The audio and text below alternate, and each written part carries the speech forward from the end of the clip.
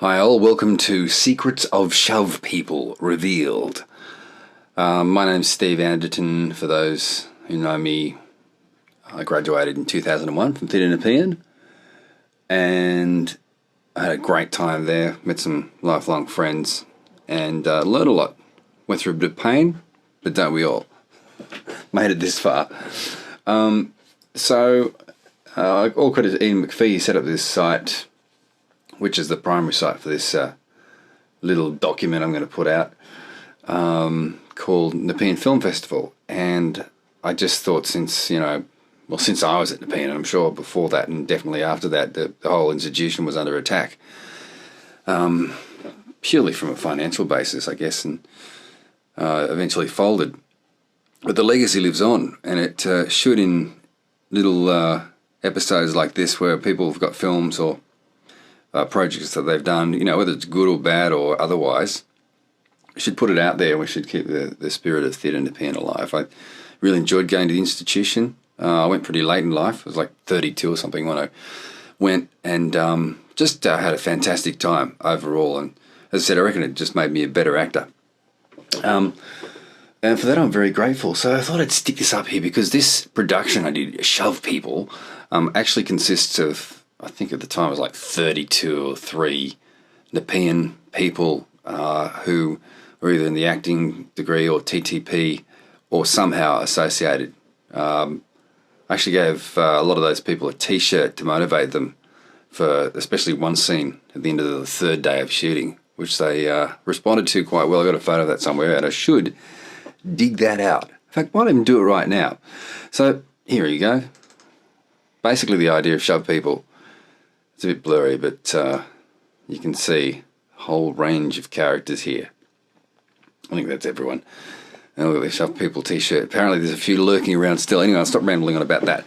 But basically the premise of Shove People was when you see really cheesy midday movies, or in fact any movie involving, police and some kind of thief, and then they chase, that person, and then people get hurt. They get pushed out of the way. They're the Shove People, the old lady in the Zimmer frame, the little kid eating the paddle pop, the 2 guys holding the glass that gets smashed, all get shoved out of the way, and all they get to say generally is, hey. So I came up with a couple of versions of the script, and eventually after uni, it happened. Got brave enough to put it out there. Thought it was a fantastic idea. I think it still is, but to sort of condense it, it was highly ambitious, especially the final scene. When you look at the film, I'm still debating whether to put it up because it does maybe cringe certain parts of it. Only my contribution, I might add. I mean, I thought Brian Moses did a fantastic job on shooting it, and a lot of the technical stuff we did, setting up the stunts and all that sort of thing, worked really well. I just think the edit and the technology and Adobe Premiere Pro version 1.5 let me down. Now I'm Mac-based, and I won't have that problem again, but it was a very big, ambitious idea, got out of control, but on paper it looked so simple. It was 7 minutes. It was destined for Tropfest 2004, and didn't make it. It went into 2005. I don't think it did too well. Anyway, this is just a bit of a look at the film, look at the making of, and, a bit of a chat about people from Theatre and Nepean and where they are now, and other people circulating around, those dudes.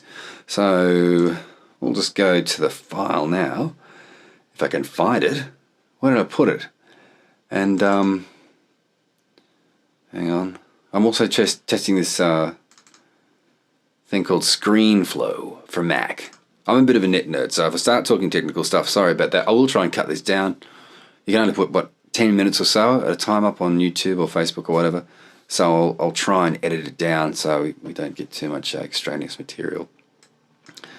And to prove I'm a net nerd, I've actually put up a gaming glitch here, which I'm producing in Final Cut, of a game that I play obsessively, which is a first-person shooter, which most people find illogical, counter to intelligence. But the few that play, I know who you are, and you'll appreciate it. So, what happened to, you'll see the Xbox platform there, the graphic. Oh, shit, hang on. Let's just stop. I lost the master tapes. They went AWOL. I was going to get it edited in Melbourne, and I mean, this is unforgivable, but somehow the masters went missing because I had to get it all dumbed down to another format, and my friend in Melbourne never ended up cutting it for me because he didn't have time, so I had to cut it myself. And somehow I've lost track of them. But I do have one sort of master file, and I do have these outtakes, which I just was watching one the other day, and I thought, God, that's funny.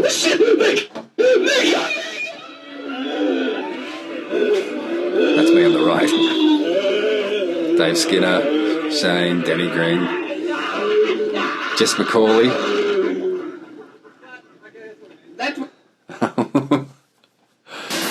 So anyway, let me explain that first bit. I thought it'd be cool if everyone pretended to be zombies. So, you know, when we made a production like this in the future, everyone could have a bit of a laugh. And so, oh, I'm getting ahead of here. So maybe it was a bit of a dicky kind of thing to do, but it was a bit of fun at the time. So I'll just rewind. There you go, a secret preview of the next bit here. So here we've got a scene. If you look up here at this individual here, this is meant to be Sian Hammond. Sian Hammond, who's in my year in the PM, was meant to play an intellectual woman with this man here, Danny Green, intellectual man, having a coffee. This is shot outside Caffeine in Erskineville, about, I don't know, 8 in the morning. We only had limited time to get this set up done properly. We did this from various angles, and James St. John Cox, who's working with ABC now, shot this from outside, and that's me doubling Sian. And he, you know, I think cross-dressing is a fantastic pursuit because of its essential silliness, especially when someone looks like me. So Sian's arms looking quite muscular there, and hired this wig, which we both shared. And this is one of the angles on this coffee stunt, which actually worked really well. Technically great. All the training we did, you know, we learned how to rehearse, and we rehearsed this like a week before in an oval. And this is the result.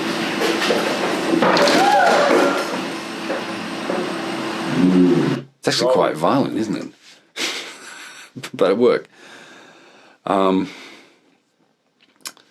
this is a little X-rated here, but St. John wrote Steve the Cunt Anderton on the slate. I thought he liked working with me. Sound rolling? Yeah. See. Now there's a little cafe outside near the Playhouse in Penrith, and this is a recreation of a scene from Terminator. If you go scroll through the original Terminator, you'll see Arnie pull some dude out of a phone box, and that inspired this whole scene. This is a recreation of that. 14, take 1. And action. Hey, babe. Listen, it's me. Yeah, I need you to come pick me up. My bike broke. Look, I don't care what you're doing. Come and get... Hey, what the...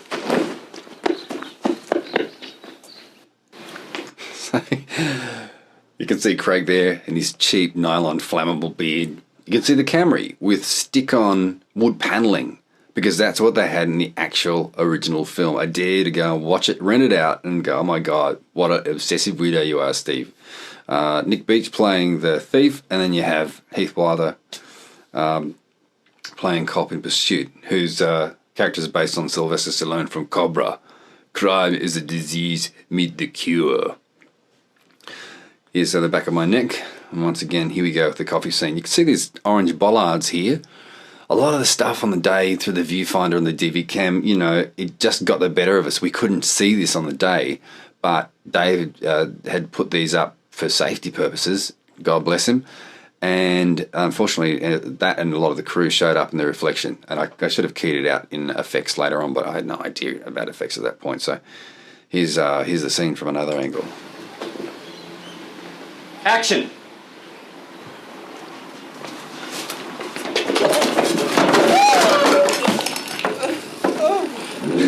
Not bad.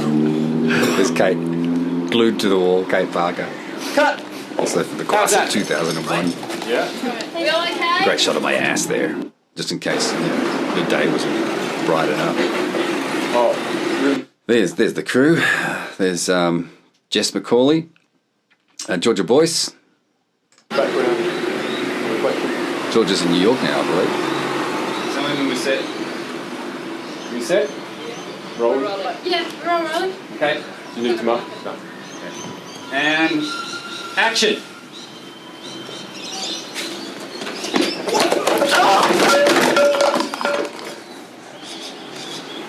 Yeah, okay. Okay, cut.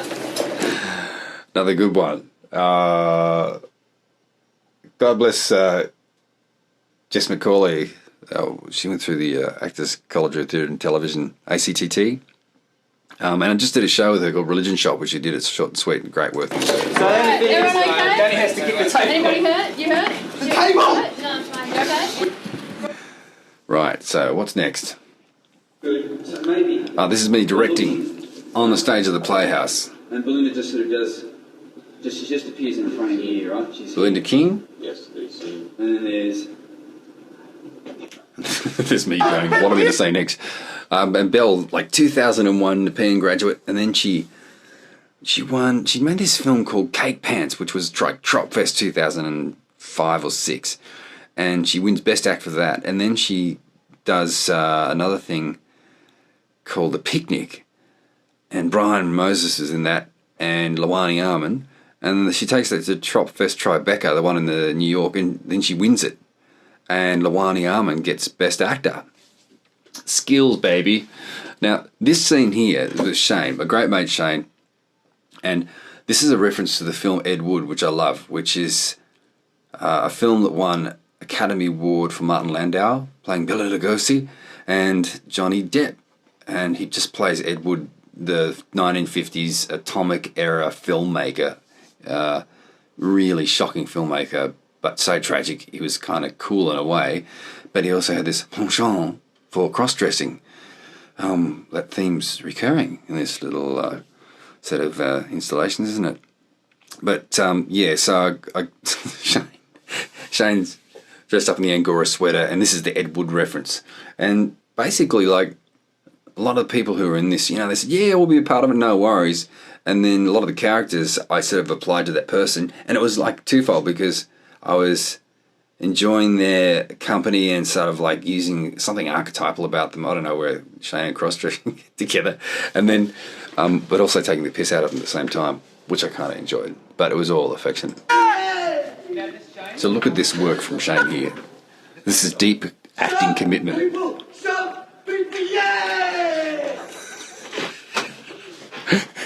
If you saw this guy at a bus stop in Newtown, you just want to run, wouldn't you? You'd run as fast as you could. Although in Newtown, you'd just think, oh, that's normal. There's Craig. There's that flammable wig. And no one questioned any of these scenarios. Craig, I want to recreate the Terminator scene. How about you wear this dodgy wig? Sure. And what happened was Shane had to leave early this day, so he had to shoot individual shots on him. And what happened was Adam Stewart had to double him for the wider shots later on, which you'll see, which is pretty funny. Adam is basically wearing what Shane's wearing, but trying to hide his face in the scenes. And we got just a religion shot with Shane as well.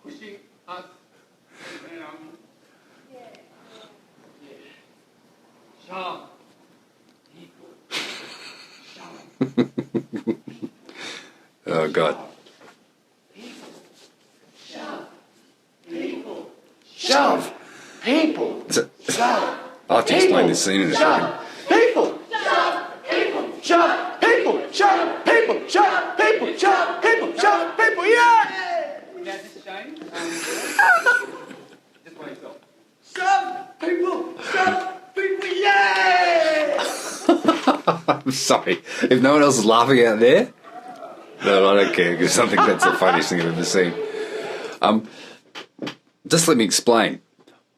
In the film, in the plot, all the people that get shoved corner the cop and thief at this dodgy theatre rehearsal and take it over, and then sort of dress them down and have a rally. And so that's what's going on here.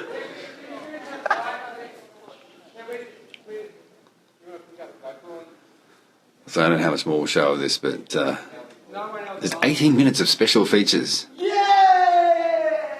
That's how I feel about them too.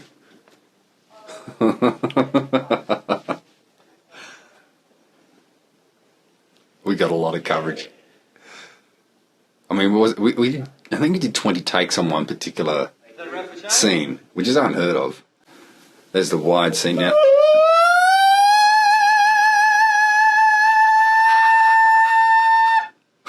I'll explain that one. So when Luke bicycle man gets the bike up his ass. All the takes we didn't match, or the audio was just really distorted, so I had to get it separate, like ADR. That was like 5 months later. So that's me and Luke in his closet in Piermont. And he's doing like bike up the arse screams. That's why this film's so funny, because there was so much dodginess. That's why I'm sharing with you secrets of shove people. This little slate here I just thought would have been a good open. I was going to put some graphics in here, and there's Heath's head creeping up in for some part of the frame. Now here we go.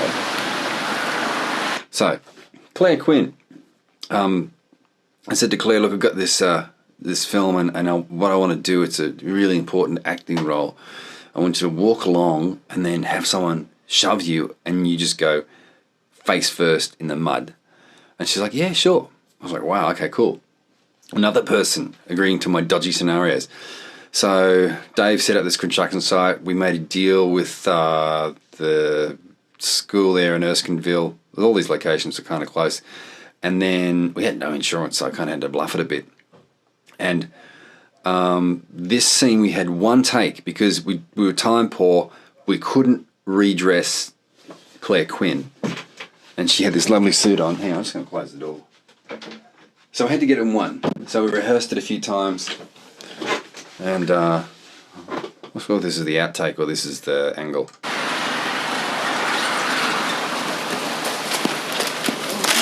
Stop! Oh, that's the outtake. So that's rehearsal. This is why you rehearse things. The bollards got caught. So Okay, that's right, Dave. Let's, this. Okay, so we might come back to that. So there's Renee Hees. I don't know where Renee is. I thought she was overseas for a while, and now I think she's in Wollongong. Not really sure. I haven't spoken to her for a while. you think I like having this bike? Here's more of Shane. Okay, watch this scene. Watch very carefully. What's going on here, you ask? That is someone being sacked. There's Juliet, who I adore, and somehow we got her in that Terminator scene to be the stunt driver. And then after a couple of takes, we just realised that this wasn't in her skill set. So it was me sacking her as stunt driver. But I think she's forgiven me since. And, you know, it was a bit of tension on the set for about 12 seconds, and then we moved on. And this is what was expected. Oh, no, it wasn't. Okay. Now, this scene here, this is the one we did 20 takes of, and this is Adam taking a hit and then falling into Marika's chest. And Marika is just a legend. She's a dead set legend, and, you know, I don't know how I convinced her to do this, but... Take two. Wait, we just go wait for sound to roll. Okay. Oh, this is a bit of incompetent... Rolling? The whole crew was out of sync here. Did you hear that? Can we just remark that? Yeah, let's remark that. This is Centennial Park. Alright. I'm still rolling. Okay. Sound still rolling? Oh my god. Battery's low. The battery's failed. Yeah, just hold. Rolling.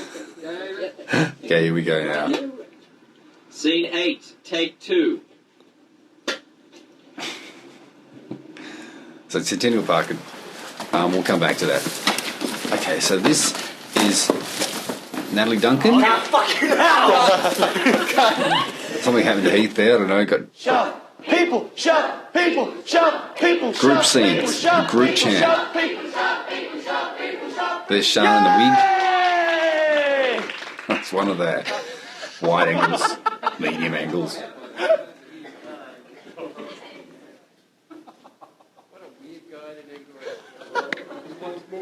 I mean, people are pretty tired by this. Okay. Sound. Here's, Okay. here's the master take of Claire taking dive in the mud. Now, this is quite good. Okay. Scene 9, the one and only take.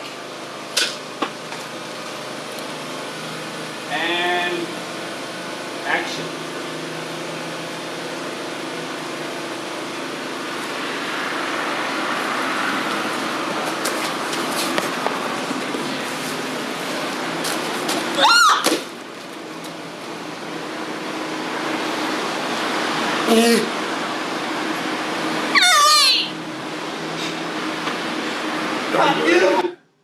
3 cameras on that. 3 cameras on that, 3 different angles. I think I've got maybe one other angle on that, but just beautiful. On one of the angles, her face is sort of lands next to the camera, and she's just got mud all over her face. This scene here is shot out. Locations were like just hard work on this, and so this is shot out. I sourced most of them, but Erin Bennett, who was in TTP, she worked at this supermarket casually, and so she got us this for a few minutes. Sorry, Brian. There's Erin in the way, in the scene. This is Danny Green doing his best Jason Bourne impersonation. And so we had this scene where Jess McCauley was this pregnant scrag. Very good casting. And she was coming out of this centre here, and then she gets shoved. And this is Danny sort of scoping the area to make sure, because once again, we didn't have permission, so he's just trying to make sure it's safe, I think. Look at him. He thinks he's born. This is a bit of an outtake from Luke and his monologue to his antagonists in the playhouse. Do you think I like having that bike shoved up my ass? Don't answer that. Do you think he likes having... Sorry. Just a bit disturbed. Yes, you are. Rolling. Brian Pike, right. So Pikey, I said, Pikey, I want you to play the priest, and you get punched in the face. And this worked quite well, especially in post with a bit of a slapping effect. Action.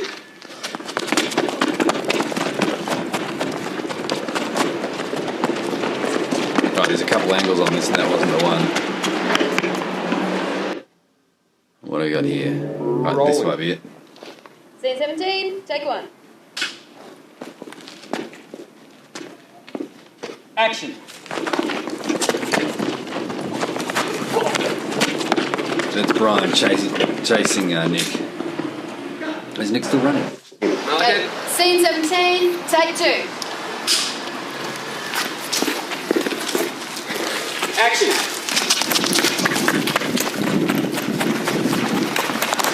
He just disappears. Well done. Because the thing with a lot of this action-based stuff is that to get it right, to get the rhythm right, to get a clean shot, you really did need multiple takes. Like, even if you've done all the crew setup and you've done a couple of rehearsals, then you do it and you think, oh, there's a boom and shot, or we're not going fast enough, or the rhythm's right. So then you do it again. So here's Craig early one morning, the first morning shooting. Okay. Hey baby, it's Craig. Listen, I need you to come pick me up. My car broke down. Yeah, I was doing that. I don't care what you're doing. Come and get me. Hey, what the... Rehearsing his lines. He's a professional. Dave Skinner. No. What you can do, Craig, is...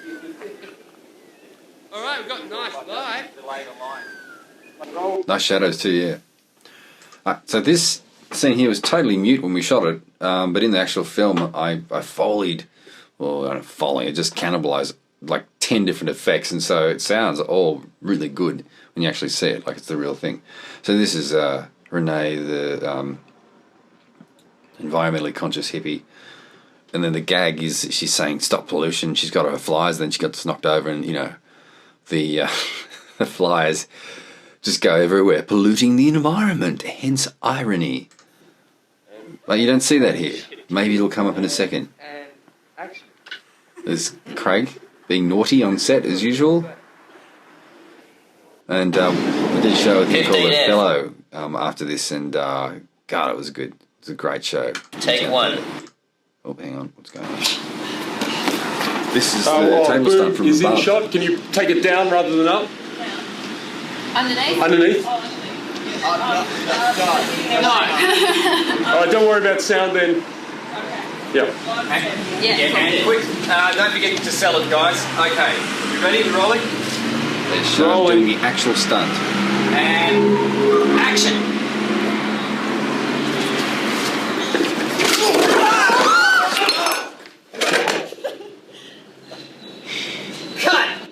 There's Sean laughing during the stunt.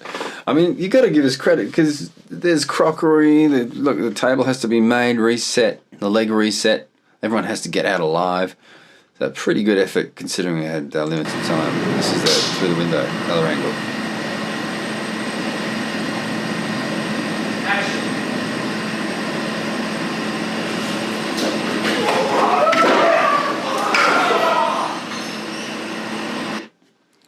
What I should do is just make a film clip out of this, I think. 15E, take 2. It's Georgia. We're not going to see that one. The old Xbox, because this is what happened. Because Adobe, when I wrote it to, when I wrote it to disk, it just didn't work. So then attempting to read media, so it just fucked up basically. So then I was panicking because I thought it's not going to work. So then I had to reset the disk. Boom is in shot. Can you take it down rather than up? I've seen all that. Underneath? Underneath. Oh, don't get down then. Yep. Okay. Ready? Rolling. And action.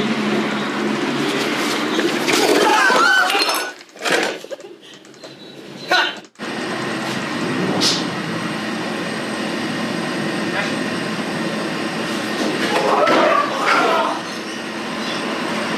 15E, take 2.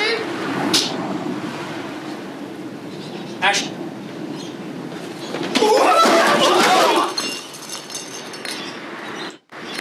Excellent.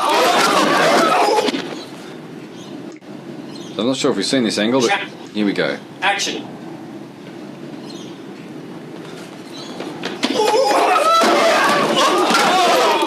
Might have been one we actually used, although there's a bit of, you can see the bag down there on the right.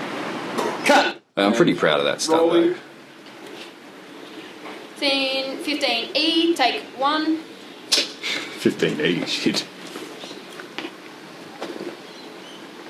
Action. The first setup.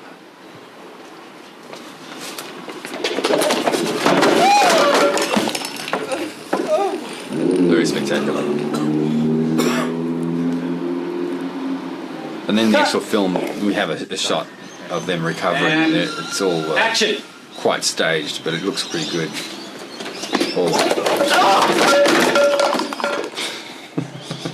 It's like punishing them. I've seen it so many times. That's much better. Here's the bike in the arse. Sorry, mate, we'll have to hold it there for a minute. This is very sophisticated production. And cut. I did a slow take on the cup there just to Try and hurdle this time. Luke. Now this is Brian Moses taking. Well, you'll see what happens. Rolling. So Brian's on camera, chasing after Nick's point of view from here. Almost.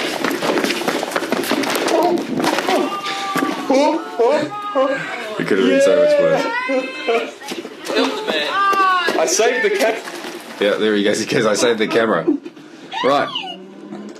So this probably won't make the special features because I don't want to have shots of Marika's tits and being felt up because it's probably not appropriate, but this is what this was about. Adam was just groping away.